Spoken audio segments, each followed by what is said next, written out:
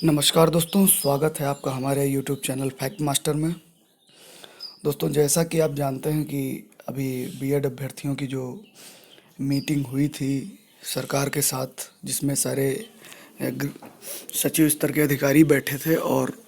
माननीय दिनेश शर्मा जी बैठे थे। और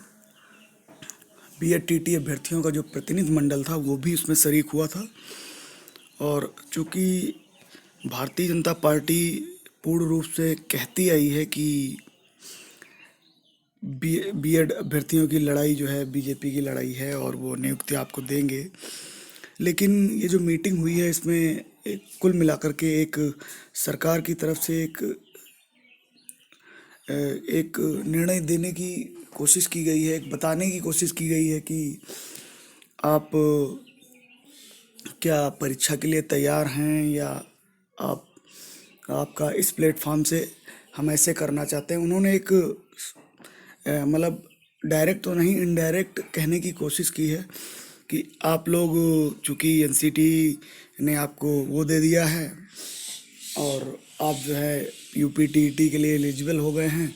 और आप जो है दोबारा से जो है परीक्षा दे करके आप उसमें बैठ सकते हैं। तो कुल मिलाकर के सरकार ने इनडायरेक्टली रूप से जो है अपना पक्ष रखा है, क्योंकि प्रतिनिधिमंडल लगातार अपना पक्ष रखता आया है और विभिन्न प्रकार की जो है मांगें सरकार से की गई हैं और कई तरह के मुद्दे उठाए गए हैं। तो सरकार ने जो है इस मीटिंग में अपना केवल पक्ष रखा है और इनडायरेक्ट पक्ष रखने की कोशिश की है कि किस प्रकार से हम आप लोगों का करने जा रहे हैं या कर सकते हैं, क्या आप इससे सहमत हैं। और इसको लेकर के जैसे ही प्रतिनिधि मंडल ने जो है सूचना दी बीएड अभ्यर्थियों को, तो उनमें एक रोष व्याप्त हो गया, और जिसके लिए ट्विटर पर अभ्यर्थी जो है दिनेश शर्मा को ट्रोल करने लगे। और दिनेश शर्मा जी ने जो है रिप्लाई करके भी कहा कि आप देख सकते हैं स्क्रीन पे, कृपया दुष्प्रचार ना हो, सभी के साथ सहमत बने, इसलिए सभी पक्षों के साथ चर्चा की गई है, सुझाव लिए गए हैं, किसी को कोई नुकसान पहुंचे या कष्ट हो या उद्देश्य नहीं है। और इन्होंने अपने इसमें जो है स्पष्ट रूप से लिखा हुआ है कि मीटिंग में केवल दोनों पक्षों को लेकर चर्चा हुई। तो ये जो आपको स्क्रीन पर दिख रहा होगा, मीटिंग में केवल दोनों पक्षों को लेकर चर्चा हुई थी, कोई निर्णय नहीं, कोई निर्णय नहीं। यहाँ पे इन्होंने स्पष्ट लिखा कि अभी कोई निर्णय नहीं लिया गया है। दुष्प्रचार करके कुछ लोगों में विषय परिवर्तन ना कर दें। तो कुल मिलाकर के जो है सरकार ने बीएड अभ्यर्थियों के साथ एक माइंड गेम खेला है, अपने पक्ष को जो है इनडायरेक्ट रूप से जो है थोपने की कोशिश की है कि ऐसा हो सकता है। तो कुल मिलाकर के बीएड अभ्यर्थियों के साथ एक जो है सरकार ने अपना माइंड गेम खेला है। यदि आप इस बात से सहमत होते हैं तो सरकार के लिए कहीं ना कहीं जो है राहत भरी खबर हो सकती है। और यदि आप सहमत बीएड अभ्यर्थी सहमत नहीं होते हैं, उस स्थिति में अभी सरकार को कुछ ना कुछ सोचना पड़ेगा, क्योंकि सुप्रीम कोर्ट का निर्णय जो अभ्यर्थियों के पक्ष में है। तो कुल मिला के दिनेश शर्मा ने जो रिप्लाई किया उसमें स्पष्ट कह दिया है कि कोई निर्णय नहीं लिया गया है, सिर्फ चर्चा हुई है। और एक चीज़ ये है, जब जब तक चर्चा और परिचर्चा नहीं होगी तब तक आगे के रास्ते भी नहीं खुलते हैं। तो कुल मिलाकर के सरकार एक अप्रत्यक्ष रूप से अपना पक्ष रख रही है। यदि अभ्यर्थी इस पे तैयार हो जाते हैं तो एक जो है सरकार के लिए राहत भरी खबर हो सकती है। तो कुल मिलाकर के सरकार ने एक प्रकार का बीएड अभ्यर्थियों के साथ एक माइंड गेम खेला है, और जो है कुल मिलाकर के पूर्ण रूप से जो है सरकार अपनी बात मनवाने की कोशिश कर रही है। और सुप्रीम कोर्ट के आदर में सरकार को पूर्ण लिबर्टी है कि वो नया विज्ञापन जो है वो बहाल कर सकती है यदि सरकार चाहे तो। तो कुल मिलाकर के अभ्यर्थियों के लिए जो एक निराशा का माहौल बना है वो इस चर्चा और परिचर्चा से हुआ है। और इसके लिए जो है क्या कहते हैं, सरकार खुद जिम्मेदार है, क्योंकि सरकार की नीयत में कहीं ना कहीं कुछ खोट साफ दिख रहा है। फिलहाल दिनेश शर्मा ने जो ट्विटर पे रिप्लाई किया है, इसको देखते हुए कि भाई अभी तो केवल चर्चा हुई है और कोई निर्णय नहीं लिया गया है, तो संभवतः वो उन्होंने अपनी एक बात रखी हो, वो अपनी एक बात कहना चाह रहे हो कि आप मतलब इस तरह से आपका किया जा सकता है, जैसे कि जो है प्रतिनिधि मंडल ने बताया कि बीएड टीटी जो 2011 के भर्ती हैं उनकी वैलिडिटी एक्सटेंड कर दी जाएगी, यानी 2011 वाली टीटी जो है नई भर्ती के लिए मान ली जाएगी, उम्र सीमा से छूट दे दी जाएगी,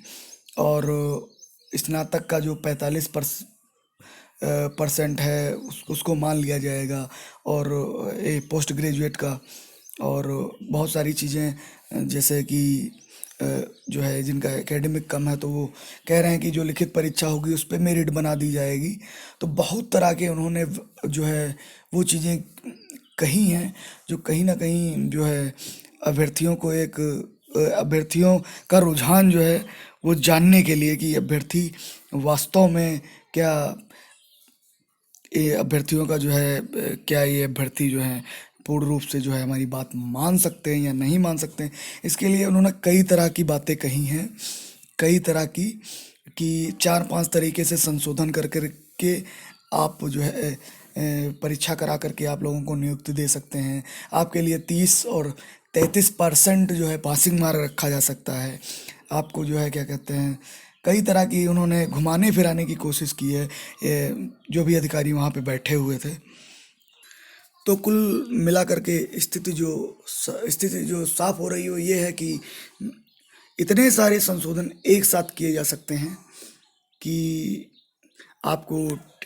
टीटी परीक्षा से छूट दी जा सकती है। आपकी 2011 वाली जो है वही मान्य कर ली जाएगी, जैसे सी टेट की 7 साल वैधता होती है वैसे यूपी टेट की जो है 7 साल वैधता कर दी जाएगी, और उम्र सीमा में आपको छूट दी जाएगी। आपका जो है एकेडमिक अच्छा नहीं है तो जो लिखित परीक्षा में मार्क आएंगे उन पे मेरिट बना ली जाएगी, और क्या कहते हैं आपका पोस्ट ग्रेजुएट के हिसाब से जो है 45% ले लिया जाएगा। आपको जो है लिखित परीक्षा में 30 और 33% पास माना जाएगा। तो कई तरह के संशोधन जो है इन्होंने बताया कि कई तरह के संशोधन ये कर सकते हैं, बशर्ते जो एडवर्टाइजमेंट जो दूसरी गवर्नमेंट का है उसको उस पे सुप्रीम कोर्ट का आर्डर है उसको नहीं रन कर पाएंगे, उसको नहीं वहाँ से रन किया जा सकता है। हाँ, आपके लिए 5-6 संशोधन करने के लिए सरकार पूर्ण रूप से तैयार है। तो कुल मिला करके एक जो है माइंड गेम खेला जा रहा है कि आपको 45 दिनों का वक्त मांगा गया, फिर उसके बाद जो है कमेटी गठित की गई, फिर उस पर चर्चा पर चर्चा हुई, न्याय विभाग को भेजा गया, फिर ड्राफ्टिंग बनवाई गई, कई तरीके के जो है मुद्दे उठा करके जो है सरकार ने गुमराह करने का पूरी तरीके से प्रयास किया था। तो कुल मिलाकर के सरकार का जो पक्ष है वो पूर्ण रूप से ये है कि हम इस तरह से आपका करेंगे, इतने सारे संशोधन करेंगे, लेकिन जो सुप्रीम कोर्ट का आर्डर है जिस पे मुझे लिबर्टी है, सरकार को लिबर्टी है, जिस पे सरकार को लिबर्टी है, सरकार उस चीज़ को नहीं करेगी, क्योंकि वो जो एडवर्टाइजमेंट है वो किसी दूसरी गवर्नमेंट का है, उस पर हमको नहीं करना है, और जो अंतरिम आदेश हैं उनको हमको फॉलो नहीं करना है किसी भी कीमत पे। तो कुल मिला करके सरकार ये भी सोच रही है कि ये क्रेडिट जो है दूसरे ना ले जाने पाएँ कि वो सपा का एडवर्टाइजमेंट था, वो सपा गवर्नमेंट का था, और जो है बीजेपी। हाँ, एक चीज़ ये है कि प्रतिनिधि मंडल जो भी गया था उसको एक सुझाव रखना चाहिए था कि भाई आप नए तरीके से जो उस पर प्रत्यावेदन ले लीजिए, उस पर कुछ भी कर लीजिए, लेकिन जो 72,825 जो वास्तव में 2012 में जो है बीएड टेट 2011 अभ्यर्थियों की सीटें थी उन पे पूर्ण रूप से जो है अधिकार 2011 के टाइम के पास आउट अभ्यर्थियों का है, तो उस पर आप लोगों को जो है निर्णय लेना चाहिए था। तो कुल मिलाकर के इतने ट्रॉल हुए हैं दिनेश शर्मा जी, उन्होंने स्पष्ट लिख दिया है ये कोई निर्णय नहीं है। तो निष्कर्ष ये निकलता है कि सरकार पूरी तरीके से एक जानना चाह रही कि जितने भी अभ्यर्थी इनके मन में क्या चल रहा है, क्या चाहते हैं, क्या हमारे तरीके से ये चाहते हैं, क्या हमारे तरीके से ये कर सकते हैं या नहीं कर सकते हैं, इसके लिए वहाँ पे जो है चर्चा परिचर्चा की गई है। और ट्विटर पे जो भी अभ्यर्थी ट्वीट कर रहे थे उनके हिसाब से जो है काफ़ी ट्रोल हुए दिनेश शर्मा जी। उन्होंने स्पष्ट लिख दिया गया है केवल चर्चा हुई है और कोई भी निर्णय नहीं लिया गया है। तो कुल मिलाकर के सरकार की भी स्थिति जो है पूर्ण रूप से साफ नहीं है। पूर्ण रूप से वो सोच नहीं पा रहे हैं कि कैसे क्या करना चाहिए, कैसे नहीं करना चाहिए। तो जितना भी ये मीटिंग के बाद का जो निर्णय जो बताया गया कि ऐसे ऐसे हुआ है, तो ऐसी कोई बात नहीं है। सरकार, ये तो स्पष्ट है कि सरकार पूर्ण रूप से जो है प्रेशर में है, दबाव में है। अगर दबाव में ना होती तो इस तरीके के जो है जो भी आ रहे हैं वो चीज़ें ना करती कि आप ये कर लीजिए, आपको इतनी छूट दे दी जाएगी, आपको जो है मतलब समय सीमा, उम्र सीमा, मतलब जितनी भी सारी छूटें हैं वो आपको दे दी जाएंगी। अब इतनी सारी छूटें मिलेंगी तो मामला कोर्ट में पेंडिंग हो जाएगा, कोई ना कोई पर कोर्ट चला जाएगा। तो कुल मिलाकर के जो सुप्रीम कोर्ट का ऑर्डर है, सरकार वहाँ से एनओसी ले करके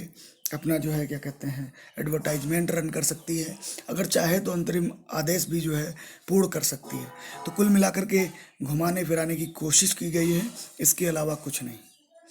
दोस्तों, यदि आपको ये वीडियो अच्छा लगा हो या मेरी बात आपको जो है कुछ समझ में आई हो तो आप कमेंट करें और हमारे वीडियो को लाइक करना ना भूलें। धन्यवाद।